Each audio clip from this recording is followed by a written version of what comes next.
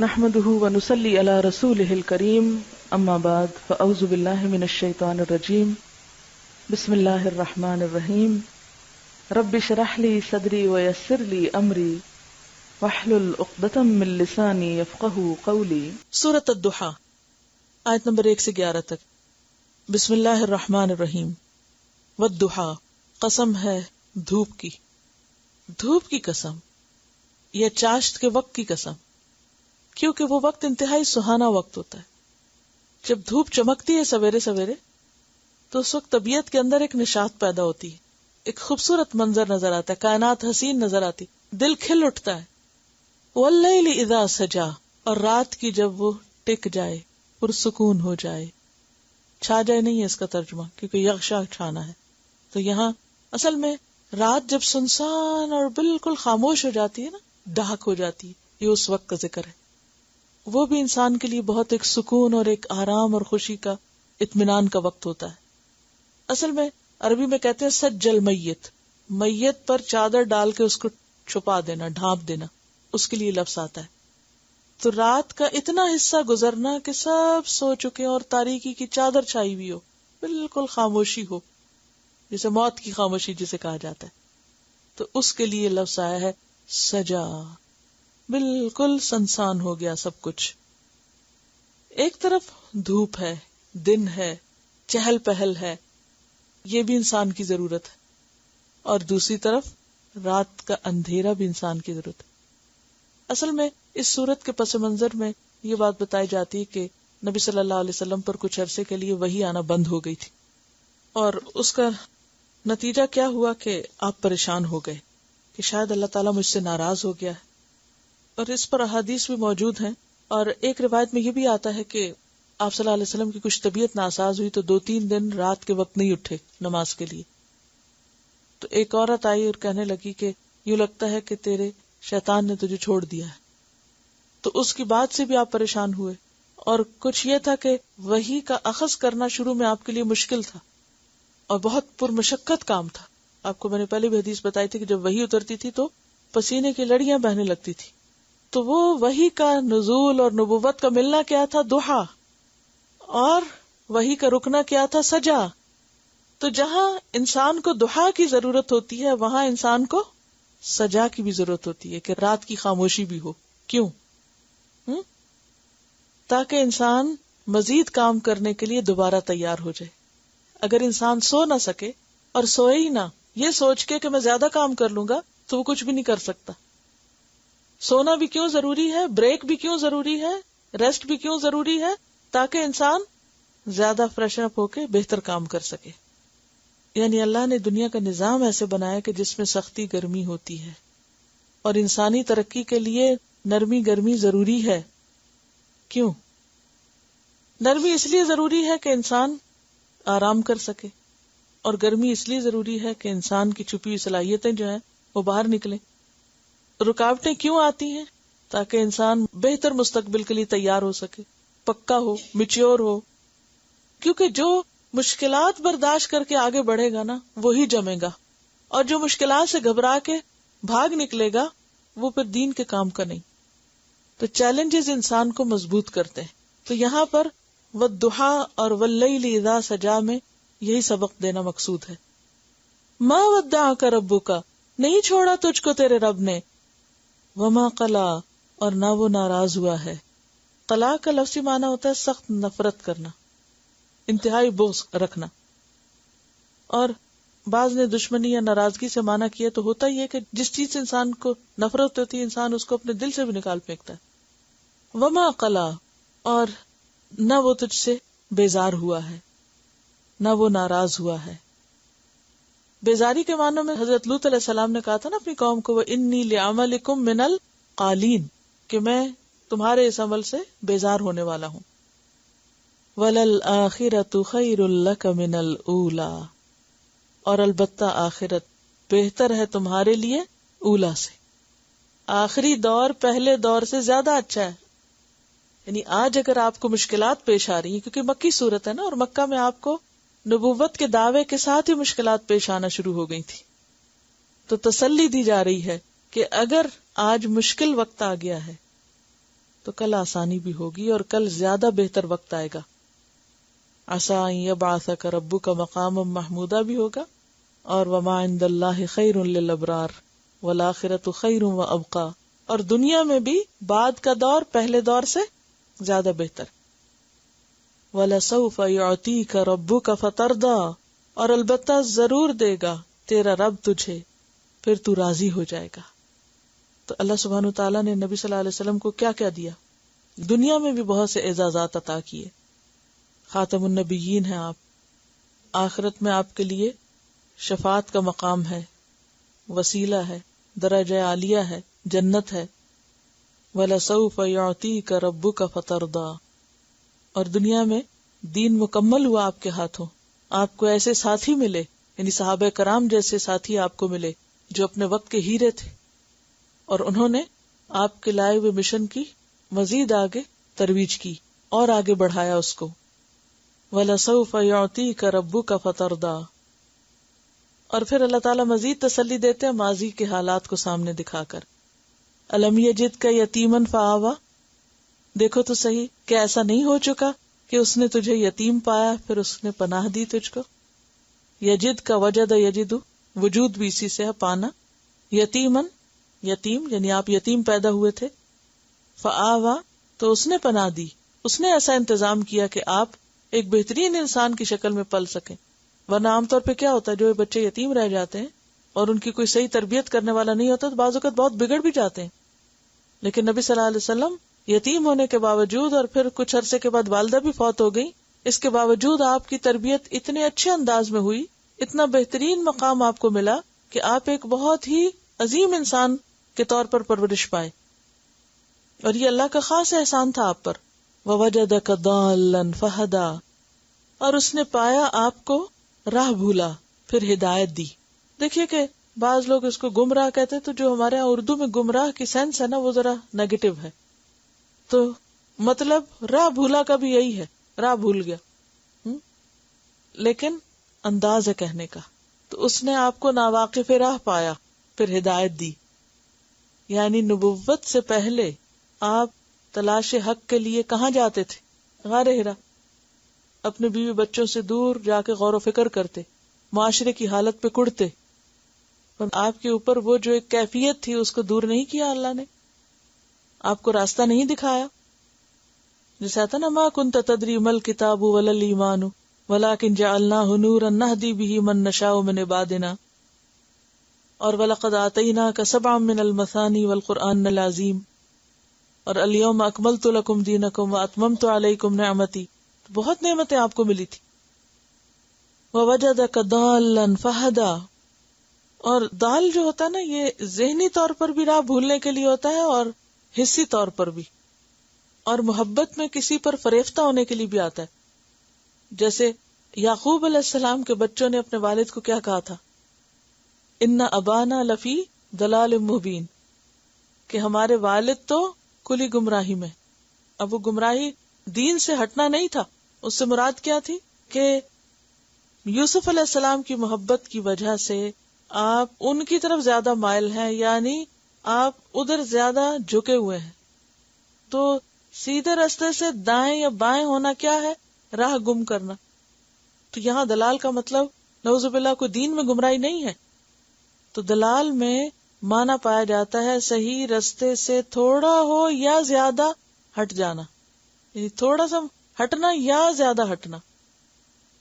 یعنی اس بات کو کہ تھوڑا سا ہٹنا یا زیادہ ہٹنا کو آپ یوں سمجھے کہ جیسے آپ ابھی پریکٹس کریں، ایک نقطہ لگائیں، ڈاٹ، اچھا اس کے ارد گرد چاروں طرف نقطے لگا دیں، جتنے لگتے ہیں لگا دیں. 4 لگائیں اور پھر 4 کے بیچ میں ایک ایک اور لگائیں، 8 نقطے لگ جائیں گے. اب آپ اس نقطے سے شروع کر کے ایک ایک لکیر کھینچیں، کہاں جاتا ہے؟ پھر وہ جو اینڈ ہے، نہیں سمجھ آیا؟ یعنی آپ دیکھیں نا کہ ایک نقطہ لگایا، پھر آپ نے 4 لگائے اس کے ارد گرد، پھر ان 4 کے بیچ میں ایک ایک لگا دیا، وہ کیا ہو گئے؟ 8 نقطے ہو گئے. اب آپ دیکھیں اس سے زیادہ لگیں گے بھی نہیں. اچھا اب آپ دیکھیں کہ ایک نقطہ جو کہ ساتھ ساتھ ہے، سارے بالکل ساتھ ساتھ ہے، اگر اس کو آپ لکیر کھینچے تو اب آپ دیکھیں کہ کیا ہوگا. سینٹر والے سے اگر ایک کو کراس کر کے جائیں، دوسرے کو جائیں، تیسرے کو، تو وہ کوئی ادھر جا رہا ہے، کوئی ادھر جا رہا ہے، کہ قریب ترین تھے. تو چھوٹا سا بھی رستے سے ہٹنا بعض اوقات وہ انسان کو دور پہنچا دیتا ہے. جسے جہاز اڑتے ہیں نا، تو اگر ان کی ڈائریکشن میں ذرا سا بھی فرق ہو نا، چند انچز کا بھی، تو اینڈ میں کہیں سے کہیں پہنچ جائیں. ہاں نہیں، نقطے کے معاملے نہیں، جہاز کی بات کر رہی ہوں کہ وہاں اڑتے ہوئے اگر ذرا سا بھی ڈائریکشن میں فرق ہو تو جو ڈیسٹینیشن ہے وہ بدل جائے گا.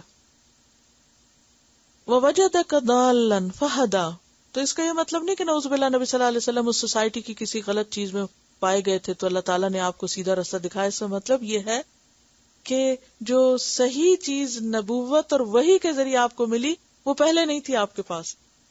حالانکہ آپ ان لوگوں میں سے تھے جو شرک نہیں کرتے تھے، کبھی آپ نے شراب نہیں پی تھی، کبھی آپ نے کوئی اور برا کام نہیں کیا تھا، لیکن اصل دین تو وہی تھا جو پھر جبریل کے ذریعے آپ کے پاس بھیجا گیا. جس رب نے آپ کو یہ راستہ دکھایا وہ کیا آئندہ خیال نہیں کرے گا؟ کتنی خوبصورت آیت ہے. ہم سب کو بھی فکر ہوتی ہے نا، پتہ نہیں اس کے بعد کیا بنے گا. تو میں ہمیشہ تسلی دیتی ہوں اس سٹیج پر اپنے اسٹوڈنٹس کو کہ جو رب یہاں تک لائے نا وہ آگے بھی راستہ دکھائے گا. بات یہ ہے کہ ہماری تڑپ اور ہماری طلب جو ہے وہ زندہ رہے، سچی رہے. وَوَجَدَكَ عَائِلًا، اور پایا تجھ کو مفلس. عَالَ يَعِيلُ عَيْلَةً سے، عَيْلَةً مفلسی تھی کو کہتے ہیں. یہ جو کہ آپ یتیم تھے اور پھر اس کے بعد آپ کے چچا ابو طالب جو تھے جن کی سرپرستی میں آپ تھے وہ خود بھی عیالدار تھے اور مالی طور پہ بہت مضبوط نہیں تھے، لیکن جب حضرت خدیجہ رضی اللہ تعالیٰ عنہا سے آپ کی شادی ہوئی تو دنیاوی دولت بھی آپ کے پاس بہت آئی. وَوَجَدَكَ عَائِلًا فَأَغْنَىٰ، اور پایا تجھ کو عیالدار یا مفلس، فَأَغْنَىٰ، پھر اس نے غنی کر دیا، یعنی بے نیاز کر دیا، مالدار کر دیا. اب کرنا کیا ہے؟ فَأَمَّا الْيَتِيمَ فَلَا تَقْهَرْ، پھر یتیم، دیکھیں مسلسل یتیم کی بات آ رہی ہے. اور یتیم کے معنوں میں بھی اور سمبولکلی بے سہارا لوگ، معاشرے کے بے سہارا. فَأَمَّا الْيَتِيمَ، تو جہاں تک یتیم کا تعلق ہے، فَلَا تَقْهَرْ، تو اس پہ قہر نہ کرنا، سختی نہ کرنا یا دباؤ نہ ڈالنا. قہر جو ہوتا ہے کسی زیر دست کو کمزور پا کے دبانے کے لیے آتا ہے کہ کوئی بول نہ سکے، ہل نہ سکے. یعنی بعض اوقات لوگ اگر کسی کی مدد کرتے ہیں یا کسی کے کام آتے ہیں تو پھر کیا کرتے ہیں، اس کو پورے کا پورا اپنے کنٹرول میں لینا چاہتے ہیں کہ وہ اپنی مرضی سے سانس بھی نہ لے سکے، کوئی ڈیسیژن نہ کر سکے، کچھ نہ کر سکے اپنے ارادے اور اپنی خواہش سے. وہ پھر اپنی ہر بات میں پابند ہو کس کا؟ اس کا جو اس کی مدد کر رہا ہے. ابھی انہوں نے بات کی تھی کہ دباؤ ڈالنا، یعنی جب ہم کسی کو کچھ دے دیتے ہیں نا تو پھر ہم جیسے قریبی رشتہ دار ہیں، اگر ان کو کچھ دے دیا تو پھر ہم کیا چاہتے ہیں، یہ ہمارے پنجے میں رہے، یہ ہمارے دباؤ میں رہے، اور یہ ہر وہ کام کریں جو ہم چاہتے ہیں اور وہ نہ کریں جو ہماری مرضی کے خلاف ہے یا ہمارے مفادات کے خلاف کام نہ کریں. تو ایسا کرنا جو ہے یہ درست نہیں. ہمارا فرض کیا ہے؟ ضرورت مند کو دے کے فارغ، اس کے بعد اسے غلام بنا لینا یا اس پہ اپنی مرضی جتانا یا اس کو اپنی مرضی سے اپنے مرضی کے مطابق موڑنے کی کوشش کرنا، یہ درست نہیں. فَأَمَّا الْيَتِيمَ فَلَا تَقْهَرْ، تقہر کا مطلب یہ نہیں ہے کہ تم اس کو مارو پیٹو نہیں، کیونکہ تربیت کرنے کے لیے یتیم کی بعض اوقات اس کو ڈانٹنا بھی پڑتا ہے. تقہر کا مطلب ہے اس کو دباؤ میں نہ رکھو، اس کو کنٹرول نہ کرو. وَأَمَّا السَّائِلَ فَلَا تَنْهَرْ، اور جہاں تک سوالی کا تعلق ہے تو اس کو جھڑکو مت. نہر ینہر کا کیا مطلب ہے؟ یہاں جھڑکنا. وَأَمَّا بِنِعْمَةِ رَبِّكَ، اور جہاں تک آپ کے رب کی نعمت کا تعلق ہے، فحدث، تو اس کو بیان کرو. نعمت سے مراد کیا ہے؟ نبوت، قرآن، ہدایت، اور خاص طور پر ان نعمتوں کا ذکر جو پیچھے گزری. کیا کیا؟ الم یجد کا یتیمن فآوا، یعنی یتیمی کی حالت میں پناہ دی، دلال کی حالت میں ہدایت دی، عیالداری کی حالت میں غنا دی. تو اب کیا کریں؟ آپ کو جو اللہ نے دیا ہے فحدث، آپ اس کو آگے بیان کریں، آپ اسے دوسروں سے شیئر کریں، اس کو بانٹیں، اس کو آگے تقسیم کریں. یعنی آپ کو اگر نبوت دی تو آپ نبوت کی ان ذمہ داریوں کو نبھا کے لوگوں کو ہدایت دینے کا کام کریں. اسی طرح قرآن دیا تو اس کی تعلیم آگے دیں. آپ کو یتیمی میں پناہ دی تو آپ بھی بے سہارا کی مدد کریں. اور اسی طرح جو مال و دولت اللہ نے آپ کو دیا اس میں دوسروں کو شریک کرے. وَأَمَّا بِنِعْمَةِ رَبِّكَ فَحَدِّثْ. اور حدث و حدیث و تحدیث کا ویسے معنی ہوتا ہے زبان سے بات کرنا. تو زبان سے بات کرنے میں کیا چیز آتی ہے کہ ان نعمتوں کا زبانی بھی شکریہ ادا کریں، یعنی ان نعمتوں کا ذکر بھی کریں. تحدیث نعمت کہ انسان کو جو ملا ہو اس کی قدر کرے اور اس کا ذکر بھی کرے، اور وہ نعمت ظاہر بھی ہو. کیا فرض بنتا ہے کہ انسان نعمت کو ظاہر کرے، آگے پہنچائے، اس کا ذکر کرے، اس پر شکر ادا کرے. جیسے آپ صلی اللہ علیہ وسلم کے پاس ایک شخص آیا اور اس کے جسم پر میلے کچیلے کپڑے تھے. آپ نے فرمایا تمہارے پاس کوئی مال نہیں ہے؟ اس نے کہا سب کچھ ہے، یہ بھی ہے، یہ بھی. تو آپ نے فرمایا کہ جس کو اللہ نے یہ سب کچھ دیا ہو اسے چاہیے کہ اس کا اثر اس کے جسم پر نظر آئے. تلاوت حدث. تو یہاں پر کون سی نعمت ہے جس کا ذکر کیا جا رہا ہے؟ نعمت قرآن، نعمت نبوت، اور اس کے علاوہ وہ تمام نعمتیں جو نبی صلی اللہ علیہ وسلم پر کی گئی تھی جن کا اس صورت میں ذکر ہے. الم یجدک یتیما فآوی ووجدک ضالا فہدی ووجدک عائلا فاغنی. یعنی نمبر 1 پروٹیکشن ہے، یتیما فآوی، نمبر 2 ہدایت ہے، اور نمبر 3 غنا ہے. تو تینوں طرح کی نعمتیں جو ہیں ان کا، اور خاص طور پر ان سب نعمتوں میں بڑی نعمت جس کو اللہ سبحانہ وتعالی خود بھی نعمت کہتے ہیں، الیوم اکملت لکم دینکم واتممت علیکم نعمتی. تو یہ جو دین اسلام کی نعمت آپ کو ملی ہے اور قرآن کی نعمت آپ کو ملی ہے، اس کو کیا کرو؟ آگے بیان کرو. جہاں تک دنیاوی نعمتوں کا تعلق ہے تو انسان کو جو بھی نعمتیں ملی ہیں ہر انسان کو مختلف طرح ملی. جیسے نبی صلی اللہ علیہ وسلم کو طرح طرح کی نعمتیں ملی، اسی طرح ہر انسان پر اللہ سبحانہ وتعالی نے بہت سے احسانات کیے ہیں. تو انسان کا کام کیا ہے کہ وہ کیا کرے؟ ان نعمتوں کا ذکر کیا کرے، نعمتوں کی بات کیا کرے. عام طور پر ہم کس چیز کا ذکر کرتے ہیں؟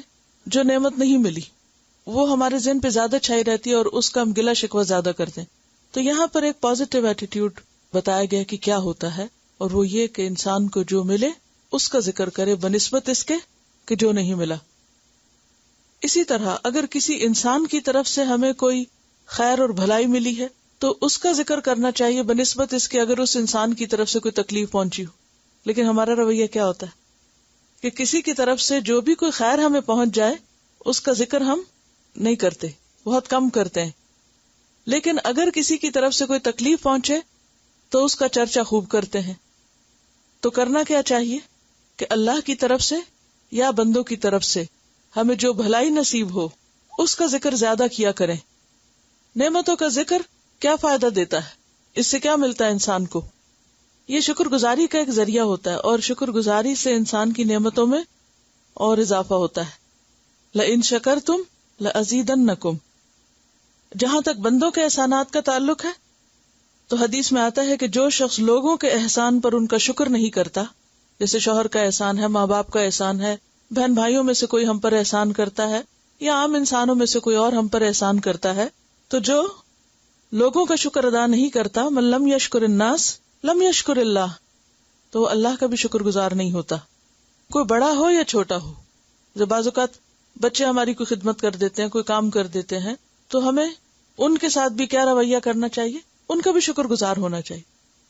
یعنی شکر گزاری یہ نہیں کہ ہم سے کوئی بڑا ہمارے ساتھ کوئی احسان کرے تو ہم اس کے شکر گزار ہوں، اور اگر ہم سے چھوٹا کوئی احسان ہم پر کرے تو ہم کہیں کہ اس نے کیا کیا، یا اس کا تو شکریہ نہ بھی کیا تو کیا کرے گا ہمارا، ہم اس کو فار گرانٹیڈ لے لیتے ہیں.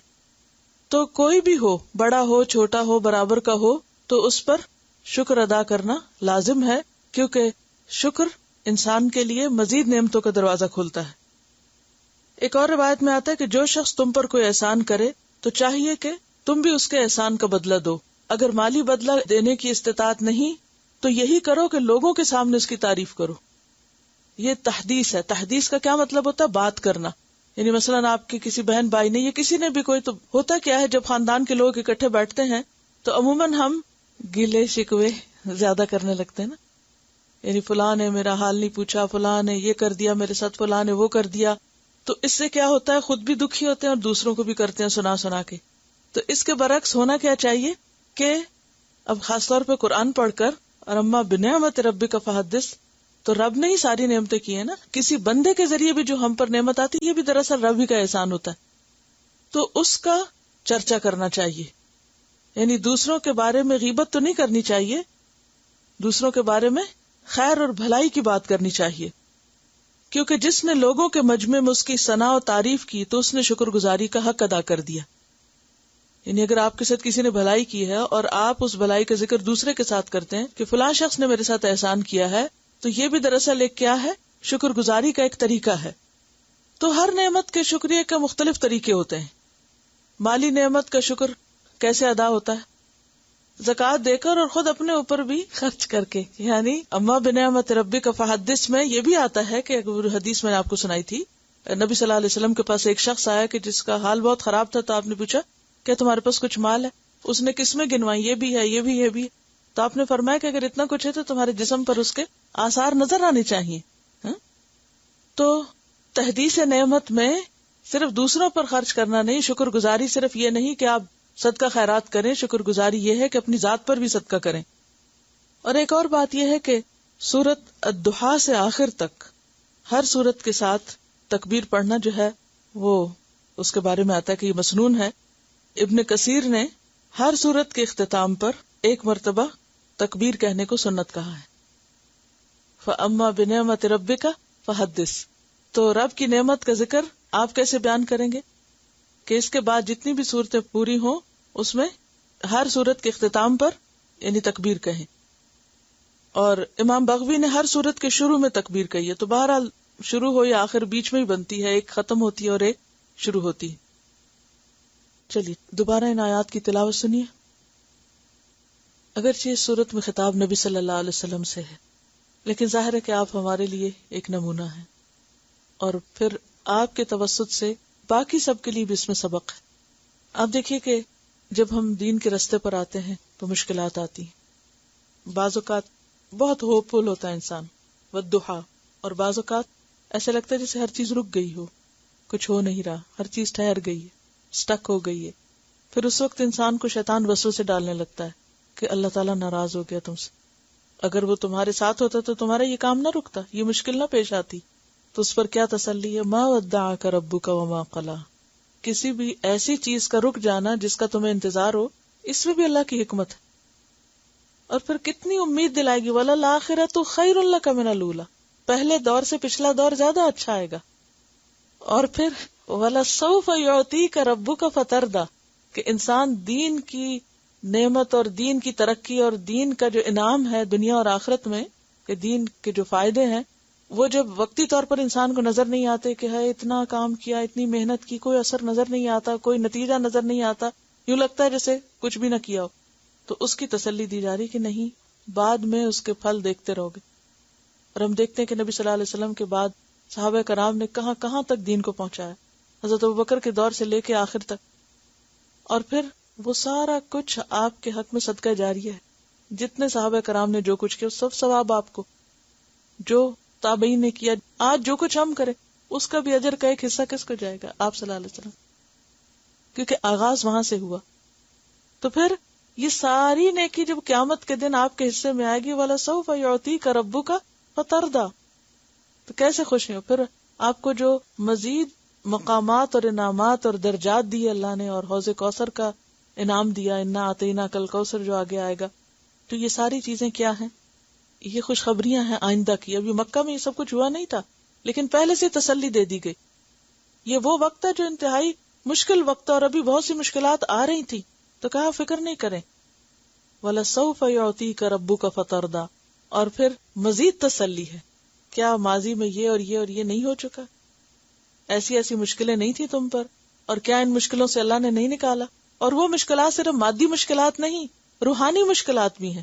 روحانی مشکل کیا ہے؟ وَوَجَدَكَ ضَالًّا، انسان بھٹکتا پھرتا ہے، کیا صحیح ہے اور کیا غلط ہے، کیا کروں اور کیا نہ کروں، اور اللہ ہدایت کا انتظام کر دے. اور پھر وَوَجَدَكَ عَائِلًا فَأَغْنَىٰ، دنیاوی اور مادی ضروریات بھی پوری کر دے. تو پھر انسان کو کیا کرنا چاہیے؟ اپنا اخلاق بہتر بنانا چاہیے. یتیم یعنی معاشرے کے وہ لوگ جو بے سہارا ہوں، جن کو کوئی پوچھنے والا نہ ہو، جن کو کوئی عزت دینے والا نہ ہو، ان کی خیر اور بھلائی اور فلاح کے لیے کام کریں، اور سائل کو نہ جھڑکیں. سائل سے مراد کوئی مادی چیز مانگنے والا بھی ہو سکتا ہے اور کوئی علمی سوال پوچھنے والا بھی ہو سکتا ہے، دین کا سوال پوچھنے والا بھی ہو سکتا ہے۔ ابو موسیٰ اشعری کہتے ہیں کہ آپ کے پاس جب کوئی سائل آتا یا کوئی اپنی ضرورت بیان کرتا تو آپ صحابہ سے کہتے تم بھی سفارش کرو، تمہیں بھی اجر ملے گا، اور اپنے پیغمبر کی زبان سے اللہ جو چاہے گا حکم دے گا، انہیں دلوا دے گا۔ حضرت عبد الرحمن سے روایت ہے کہ انہوں نے آپ صلی اللہ علیہ وسلم سے پوچھا، بعض دفعہ کوئی سائل میرے دروازے پہ آ کھڑا ہوتا ہے جسے میرے پاس دینے کے لیے کچھ نہیں ہوتا، تو میں کیا کروں؟ آپ نے فرمایا، اگر تم فقیر کو دینے کے لیے بکری کے ایک جلے ہوئے کھر کے سوا کچھ نہ پاؤ تو وہی اس کے ہاتھ میں رکھ دو، یعنی معمولی سے معمولی چیز دے دو لیکن خالی ہاتھ نہ جانے دو۔ ایک دفعہ آپ نے فرمایا، کیا میں تمہیں ایسے آدمی کی خبر نہ دوں جو سب سے بدتر ہے؟ صحابہ نے عرض کیا، بتائیے۔ فرمایا، وہ شخص جس سے اللہ کے نام پہ مانگا جائے اور وہ کچھ نہ دے، اور وہ کہے جا بابا معاف کر دے۔ میں ہمیشہ کچھ نہ کچھ کھانے کی چیز پاس رکھتی تھی، کچھ نہ کچھ، اور جب وہ آ کے گاڑی کی ونڈو کھٹکھٹاتے یا کچھ بھی تو پیسے نہیں دیتی تھی، مجھے پتا ہوتا تھی پیشہ ور ہیں، لیکن کوئی سویٹ دے دی، کوئی بسکٹ دے دیے۔ اور الحمدللہ اس کے بعد جس اسٹوڈنٹ کی گاڑی پہ مجھے کبھی بیٹھنے کا اتفاق ہوتا، بسکٹوں کے پیکٹ ان کی گاڑی میں ساتھ رکھے ہوئے ہوتے تھے، اور سب نے یہ طریقہ اختیار کر لیا تھا کہ کسی کو نہ نہیں کرنی، ہمیں کھانے کی چیز دے دینی، یا گھر میں جیسے بچا ہوا کھانا تو ہم اکثر ایسے کرتے، چھوٹے چھوٹے پیکٹوں میں ڈال کے ساتھ لے کے بیٹھتے تھے، اور میں پتا ہوتا تھا راستے میں آئیں گے، اور وہ بھی انتظار کر رہے ہوتے تھے کہ یہ سر کور کیے ہوئی خواتین گزریں گی تو ہمیں کچھ کھانے کو ملے گا، اور وہ لے کے کھا رہے ہوتے تھے۔ تو طریقہ ہے نا، جب یہ کہا گیا کہ مت جھڑکو، مت نہ کرو، تو پھر کوئی اور طریقہ سوچ لیں، اور اگر واقعی کچھ نہ ہو تو پھر کیا اچھی نصیحت کر دیں، الکلمۃ الطیبۃ صدقہ، پیار سے بات کر لیں۔ ہر کوئی ان کو ڈانٹتا ہے، ہر کوئی ڈانٹتا ہے، بھی کیوں ڈانٹتے؟ نہ ڈانٹے، ان کو کوئی محبت کی بات ان سے کرنا جو ہے وہ بھی تو ایک صدقہ ہے نا۔ جو شخص سویر سے شام تک ڈانٹ سن رہا ہو، اس سے آپ بیٹا کہہ کے پکار لیں اور کوئی اچھی سی بات کر دیں اس سے، یا کوئی مذاق کر دیں، تو یہ بھی تو ایک صدقہ ہی ہو جائے گا اس کے ساتھ۔ لیکن یہ کرنا کہ بس صرف جان چھڑانے والی کرنا اور بیزاری دکھانا اور ڈانٹ ڈپٹ کر کے سر سے اتارنا، اس کا کوئی جواز نہیں، کوئی بھی اس کا جواز نہیں ہے کسی بھی طرح۔ یہ صرف ہمارا شارٹ کٹ ہے جان چھڑانے کا۔ اور پھر نعمتوں کا ذکر کریں۔ بہت سے لوگ نعمت کو ویلیو نہیں کرتے، وہ شکوے بہت کرتے ہیں، لیکن جو ملا ہے اس کی طرف توجہ نہیں ہوتی، خاص طور پر جو دین کی نعمت ہے، یعنی اس کے اوپر شکر گزاری بھی ہو، اور اس کے جو فائدے ہوئے ہیں وہ بیان کریں لوگوں سے۔ آپ کے اسائنمنٹ میں ہے نا ایک اس دفعہ سوال کہ قرآن پڑھ کے جو پایا ہے اس کو 10 لائنوں میں لکھیں، تو آپ ایک 10 صفحے بھر دیں، آپ 10 صفحے بھر دیں۔ وہ تو 10 اس لیے کہا کہ پھر زیادہ مشکل نہ پیش آیا، لیکن یہ اسی کی اصل میں پریکٹس ہے کہ اللہ نے جو نعمت دی اس کو ذکر کرنے سے کیا ہوتا ہے، اس کا ریاکاری، اور ریاکاری میں کیا ہوتا ہے، اپنی تعریف چاہنا، اور تحدیث نعمت میں کیا ہوتا ہے، شکر گزاری سے اس کا ذکر کرنا تاکہ دوسروں کو بھی شوق آئے۔ ان دونوں میں فرق ہے۔ ایک کام آپ کرتے ہیں کہ اپنی تعریفیں بیان کرنے کے لیے مجھے یہ بھی آتا ہے اور میں یہ بھی سیکھ چکی ہوں اور میں فلاں بھی پالی، دس از رانگ۔ لیکن اگر آپ یہ کرتے ہیں نا کہ مجھے اس سے یہ اور یہ فائدہ پہنچا ہے، تو اس کا فائدہ کیا ہوگا کہ دوسرے وہ لوگ جو نہیں کر رہے ان کو بھی شوق آئے گا۔ فحدث کا مطلب ہی یہی ہے کہ آپ صلی اللہ علیہ وسلم سے جب خطاب ہے تو مراد یہ کہ جو آپ کو ہدایت دی گئی ہے، جو نبوت عطا کی گئی ہے، جو دین ملا ہے، جو قرآن ملا ہے، آپ اس کا چرچا کریں، آگے اس نعمت کو بانٹیں، اس کو دوسروں تک پھیلائیں، دوسروں تک پہنچائیں۔ یہ اس کا شکر ادا کرنا۔